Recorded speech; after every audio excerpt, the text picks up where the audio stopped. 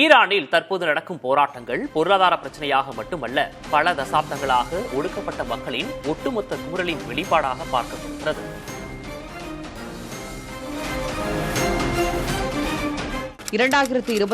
ஆண்டு செப்டம்பர் 13ஆம் தேதியன்று 22 வயதான மஹ்சா அமினி என்ற பெண் ஹிஜாப் சரியாக அணியவில்லை என்பதற்காக ஈரானிய மத காவல்துறையினரால் கைது செய்யப்பட்டார்.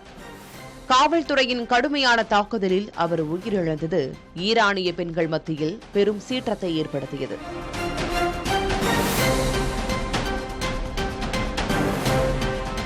பெண் வாழ்க்கை சுதந்திரம் என்ற முழக்கத்துடன் போராட்டம் நாடு முழுவதும் வெடித்தது.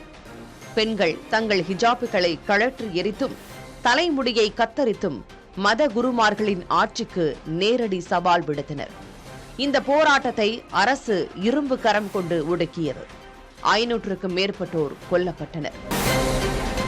2022 தனி மனித சுதந்திரத்திற்காக தொடங்கிய அந்த நெருப்பு தற்போது பொருளாதார நெருக்கடி என்ற வடிவில் ஆட்சிக்கு எதிரான மக்கள் போராட்டமாக வெடித்துள்ளது.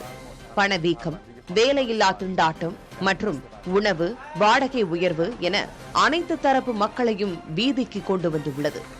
அன்று பெண்களால் தூண்டப்பட்ட இந்த உரிமை போர் இன்று ஒட்டுமொத்த ஈரானியர்களின் வாழ்வாதாரத்துக்கான போராட்டமாக உருவெடுத்துள்ளது.